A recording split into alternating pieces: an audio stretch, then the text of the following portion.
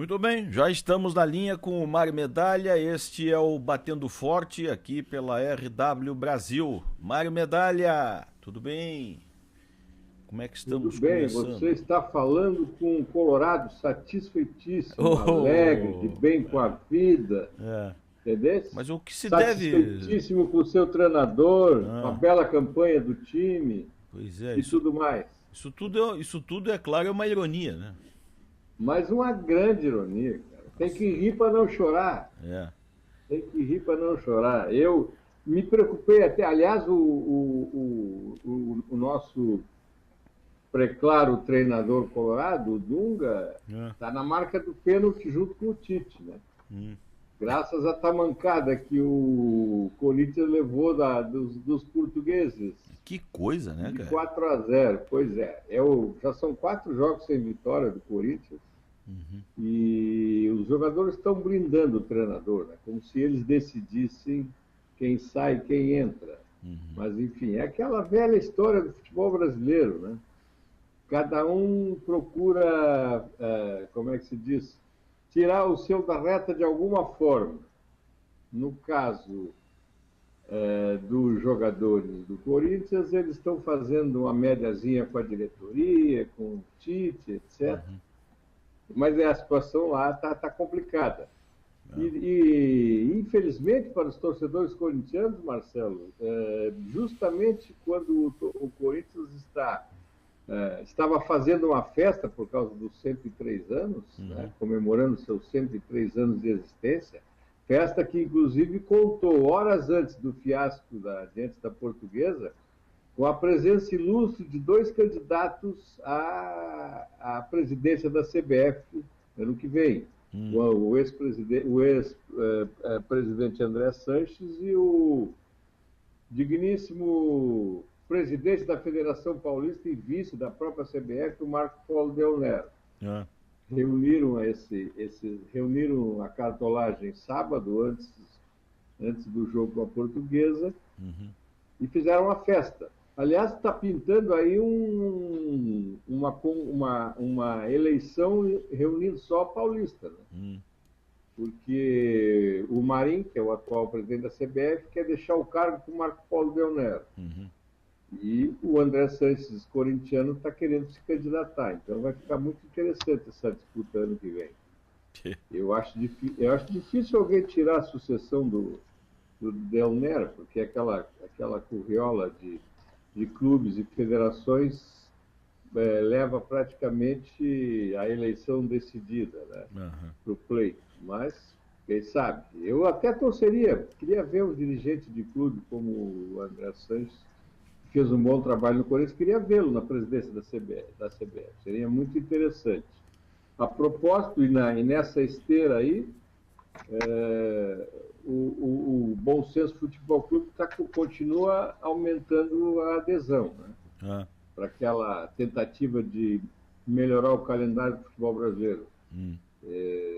Só não conseguiu ainda sensibilizar foram os treinadores, porque até agora é muito, muito baixa a adesão. Aumenta é de jogadores, mas de treinadores continua muito baixa.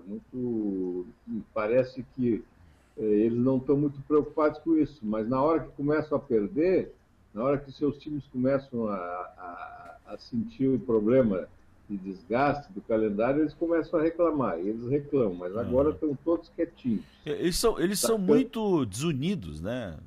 Estão desunidos e muito pouco conscientes, Marcelo. São poucos os treinadores que têm um nível de consciência que lhes permite analisar com mais profundidade a situação do futebol brasileiro, fugindo daquela mesmice, né, daquele feijão com arroz nas declarações, culpando a arbitragem, às vezes o gramado, aquela arenga que a gente já conhece bem. São muito poucos os treinadores que estão acima disso. Por isso, talvez, essa reação pequena, né? Essa adesão pequena de parte deles. Agora, E, qual é na tua opinião, Medalha, qual é a viabilidade deste Bom Senso aí, Futebol Clube, hein? Se viabilizar? Marcelo, qualquer que seja o resultado, desse movimento, eu acho que já foi muito bom. É uma oxigenação nesse meio que é muito fechado e muito alienado também, porque essa alienação não é só dos treinadores, ela é dos jogadores também. Também são desunidos. Os sindicatos que eles têm não servem para nada. Eu não vejo nenhuma. Se servisse para alguma coisa, os próprios sindicatos já teriam tomado essa iniciativa. As próprias entidades de classe deles já teriam tomado essa iniciativa, mas nunca fizeram nada nem vão fazer. São desarticulados, classistas são desarticulados uns classistas de meia pataca. Então, isso aí se não for essa iniciativa individual de alguns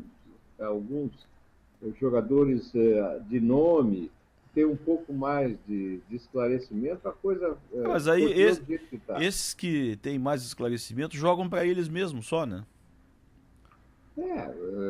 Assim, eu vou te dar um exemplo bem... que até é surpreendente, que o Romário, depois que foi para a Câmara, ele tomou um ar, assim, de elemento reivindicador, né? Ele tem feito declarações fortes, tem atuado de uma maneira bem diferente até do Romário que a gente conhecia, que era aquele gozador, ele era... Bom vivant e tal, né? Bom vivant, é evidente. Até andou se metendo numa confusão esse fim de semana lá em Brasília, né? Ele fez uma festa e a vizinha chamou a polícia. A festinha devia estar boa. Nada mais antigo do que isso também, né? Fazer uma festa e a vizinha chamar a polícia. Agora, eu vou te dizer uma coisa. Eu não sei onde é que o Romário mora em Brasília. Não sei se é num apartamento daqueles funcionários ou numa mansão de um dos lagos, né? Um dos lados do lago. Mas, de qualquer forma, tem que ser uma festa bem barulhenta para provocar uma reação assim de vizinho chamar a polícia. É gozado isso. Mas, enfim, isso aí para mim é o de menos. Isso aí se resolve com uma conversa qualquer. O pior mesmo é a gente viver o que vive no futebol brasileiro, né? O Corinthians, por exemplo, Marcelo, já está vivendo uma situação muito difícil, não só na tabela do brasileiro, mas também uma situação com a torcida, né, que não para de arrumar confusão. O Corinthians está jogando já fora de São Paulo por conta de uma punição por confusões armadas pela torcida. Eu não lembro exatamente em que jogo. Está cumprindo 4 mandos de campo perdidos. Jogou, inclusive, com a Portuguesa em Campo Grande, no Mato Grosso. E ontem, se não me engano, ontem foi o jogo do Corinthians também, que aparece nitidamente em close um bandeirinha recebendo uma garrafa d'água na orelha, né, no ouvido. Ainda bem que é garrafa plástica, né? Foi uma garrafa plástica. E foi no jogo do Corinthians, não foi? Foi no jogo do Corinthians com a Portuguesa. Vem vindo aí mais uma denúncia, então.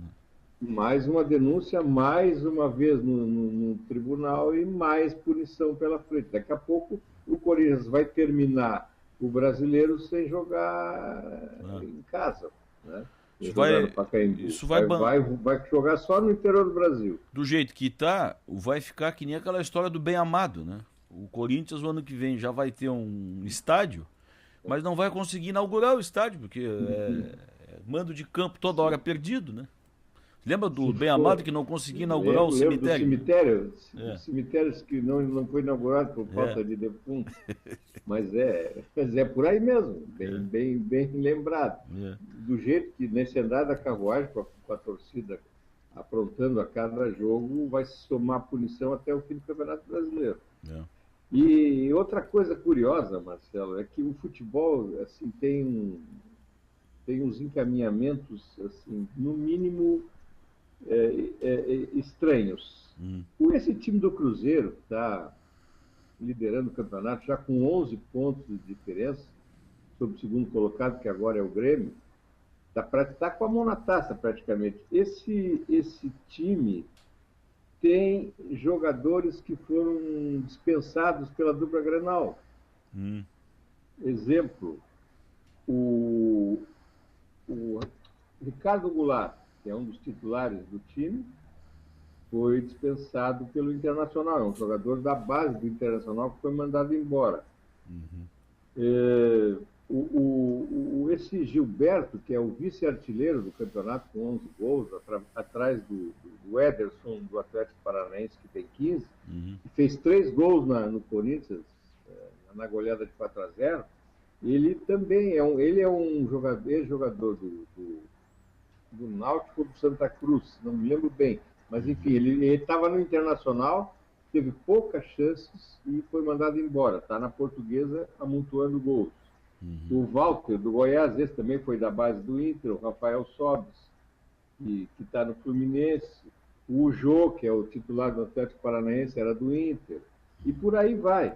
É estranho que lá em Porto Alegre, no Rio Grande do Sul, sei lá, esses jogadores acabem liberados por pretensa deficiência técnica, né? O que não é verdade. Então, e aí o que acontece é o seguinte, né? Hoje as folhas de pagamento da dupla Grenal, por exemplo, são milionárias, com quase ex-jogadores, né? O Inter tem o Juan, de zagueiro, que já é quase ex-jogador, o Grêmio tem o Zé Roberto, tem o Elano, enfim. Então, são situações curiosas que não dá para entender. Tá, mas bem, o que dizem as tuas bússolas aí? O que anda acontecendo com o Internacional nas suas categorias inferiores aí? Olha, não é só com o Internacional, Marcelo. Eu tenho notado que até em clubes da Série B, a que a gente conhece bem aqui, por exemplo, o Avaí, que tem trabalho na base, o Figueirense, e são trabalhos que eu digo sempre, trabalho de base não é gasto, é investimento. Mas os clubes acabam optando por trazer jogadores que já rodados, com a idade já até depois dos 30, já passando dos 30, com situações até quase de inviabilidade, porque são jogadores que ficam muito tempo encostados, sem jogar, e acabam aparecendo, principalmente aqui nos clubes da capital. E isso se repete de uma outra forma também em clubes maiores, como o Inter, né? Tem uma folha milionária hoje, beirando os 9 milhões de reais, e jogador da base quase não tem chance. Agora mesmo esse menino, o Otávio, que se destacou como um bom atacante, o Budunga reluta em colocá-lo no time como titular. Ele entrou nesses últimos 2 jogos, fez os gols do Inter. Então é uma situação muito curiosa que eu acho que é um caso explícito de má gestão do clube. Pois é, mas de novo é aquela ansiedade por resultados imediatos, né? Tanto de dirigentes como de treinadores também. Às vezes o treinador também não olha direito para a categoria de base, porque ele quer resultado imediato, né? Porque o diretor cobra resultado imediato. E aí fica tudo esse comprando pronto aí, né? Pronto e já velho, recalcitrado. Pronto e mal acabado. O Atlético está vivendo até agora um problema muito sério. Para espanto, né, de todos, o Ronaldinho Gaúcho só agora foi sentir uma lesão muito séria, que pode afastá-lo, inclusive, da disputa do Mundial de Clubes.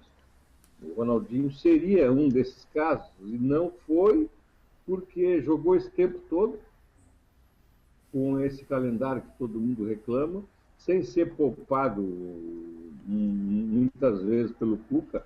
Que eu me lembro, ele ficou fora de alguns jogos só porque teve algum problema, ou de suspensão por cartão, ou de lesão leve, mas agora ele chegou num ponto em que parece que o organismo reclamou. Porque o caso do Ronaldinho não é só de campo, né? O caso do Ronaldinho é extra-campo também.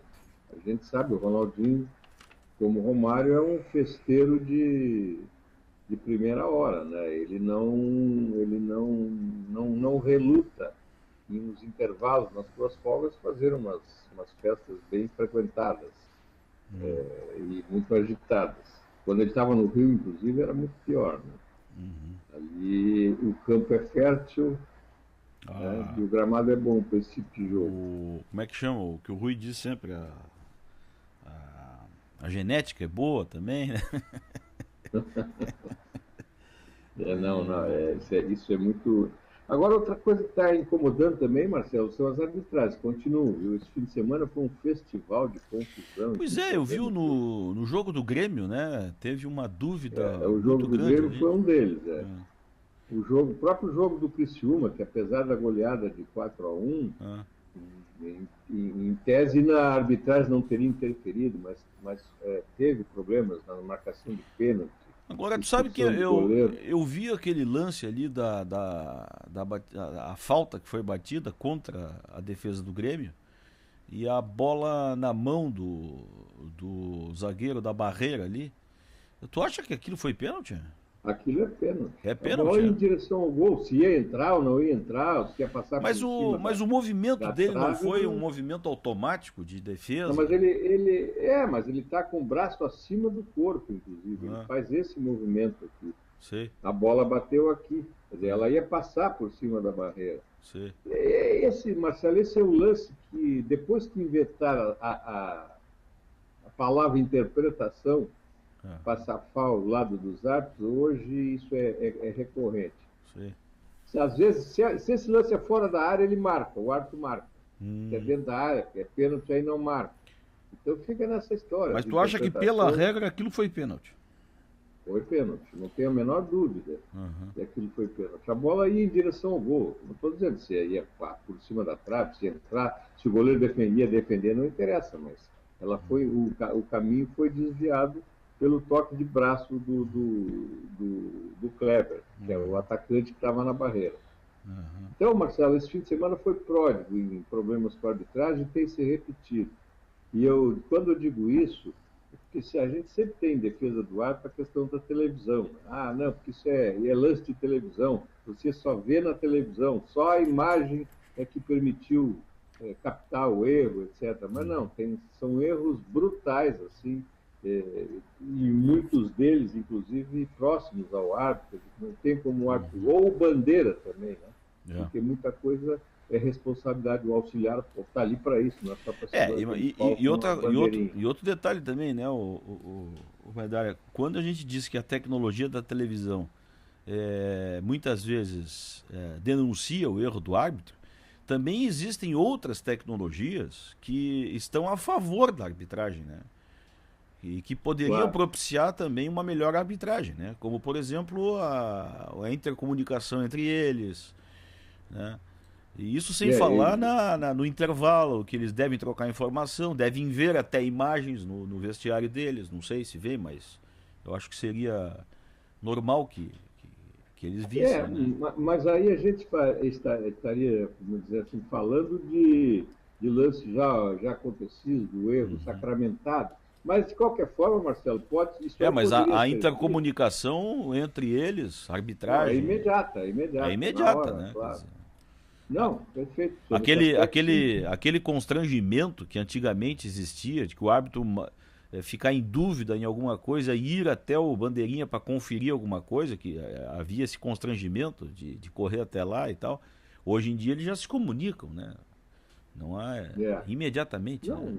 Não, outra coisa também que eu não entendo, porque eu já falei aqui, a comissão de arbitragem da CBF é uma caixa preta, é um negócio que ninguém consegue saber, conhecer quem é, o que eles fazem, que tipo de orientação eles dão aos árbitros, aqui é uma caixa preta. Os próprios árbitros não esclarecem nada porque estão proibidos de dar entrevista. Então a gente fica sem saber. Esse detalhe que você falou das imagens que podem ser vistas no intervalo, pode ser, se não resolve na hora, porque o lance já aconteceu, mas pode servir depois para palestras com os árbitros, para orientação, enfim, e a gente não tem conhecimento disso. Porque os erros se repetem. Outra coisa que me irrita profundamente na hora do jogo é a omissão da arbitragem, inclusive dos auxiliares, em relação a atitudes inconvenientes dos jogadores. Ofensa é um negócio corriqueiro. Se você fizer uma leitura labial num jogo, é estarrecedor o resultado. É impublicável a metade do diálogo, né?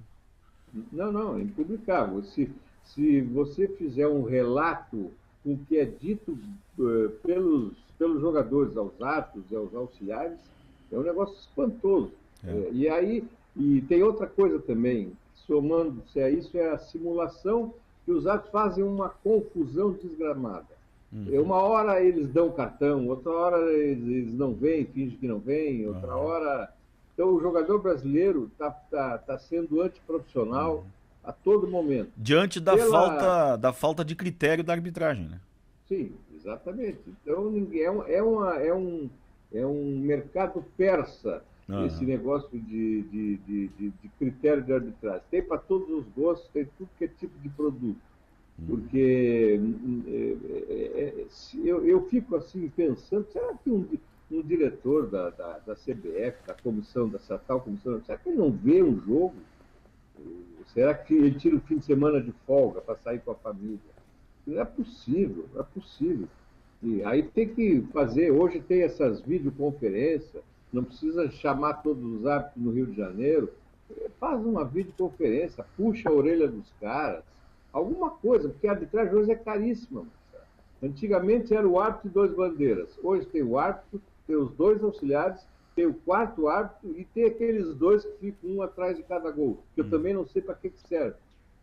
Só para marcar quando a bola entra, se a bola entra ou se não entra. Às vezes as coisas acontecem no nariz deles, eles ficam ali impassíveis, não tem a mínima reação.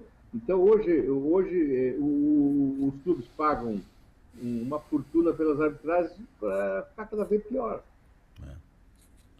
E ninguém fala disso, né? Nem os árbitros e nem os cartolas, né? Não, a imprensa vai levando, vai empurrando com a barriga. Ah, não, porque erro todo mundo acontece, todo mundo está sujeito a erro. Pai. Mas não é, a coisa não é assim. A coisa está muito séria, muito grave. E tomara que não aconteça nada naquelas, tipo assim, 5 rodadas finais do Brasileiro, quando está se definindo muita coisa. Se o título não estiver definido em favor do Cruzeiro, é pior ainda. Né? Mas se já estiver definido em favor do Cruzeiro, ainda tem aquela questão das vagas para Libertadores, vaga para Sul-Americana, claro. Questão do rebaixamento, tem muita coisa em jogo. E aí o árbitro frágil do jeito que se encontra. Né? Então tá, seu Medalha. Isso acontece, viu, Marcelo, nas duas séries, não é só na Série A, não, a Série B também. Aliás, a Série B é pior ainda porque a CBF está inventando uns árbitros de lugares onde o futebol é muito primário, onde não existe clube de futebol com destaque ou um campeonato importante. Então, de vez em quando aparecem uns árbitros aí, inclusive até de estados que têm bons clubes, como a Bahia, que tem o Vitória, tem o Bahia, andaram aparecendo aí 2 baianos que aprontaram bastante. Então tá, Mário, para não dizer que não falamos de Flores, e a Série B, Avaí, Figueirense, Joinville, o Avaí jogou Chapecoense. Sábado, né? Empatou com o América Mineiro, até conseguiu um bom resultado em função da circunstância, porque jogou o segundo tempo todo com 10 jogadores. Trouxe um ponto, né? Trouxe um pontinho. O Criciúma, na Série A, tomou aquela sapecada do Flamengo. Como já era previsto, né? Mas está numa situação cada vez pior, viu, Marcelo? Eu realmente acho difícil que o Criciúma escape do rebaixamento. Sim. Azar nosso que os preços vão aumentar no Angelone, né? Mas enfim. É verdade. Já são altos, né? Que já são altos, né? Que já são altos, né? Aqui para nós que moramos na ilha, nós estamos pagando aquela reforma ali. Né? Sim, a reforma do estádio, contrato de jogadores, essas coisas. E o Figueirense joga amanhã e a Chapecoense também. Então esse fim de semana só teve o jogo do Avaí para mexer com os catarinenses na Série B. Sim. E o Figueirense continua com um jogo atrasado, né? Ele e a Chapecoense. Aquele jogo, justamente o jogo para a Chapecoense. São os dois que jogam na terça-feira e o jogo atrasado que ficou para 22 de outubro. Tá, por causa do aeroporto. Aí Chapecó. Então tá certo. Eu acho que era isso, né, Medalha? Para segunda-feira, né? Uma notinha só de esporte amador, que eu participei no fim de semana em Criciúma da reunião do Conselho. Pois é, pegasse a estrada e tal, e aí como é que foi lá? Exatamente. Então, vamos parir um documento que será encaminhado ao governador sobre políticas para o esporte, como eu já falei aqui, sem intermediário, vai direto para a mão do governador, através de uma audiência que será marcada, o presidente do Conselho vai levar para o governador. Isso deve acontecer até o fim do mês. Então, para surpresa nossa, o pedido de sede, Jogos Abertos, que é o nosso maior evento, é o maior evento do esporte amador, tem pedido de sede até 2017.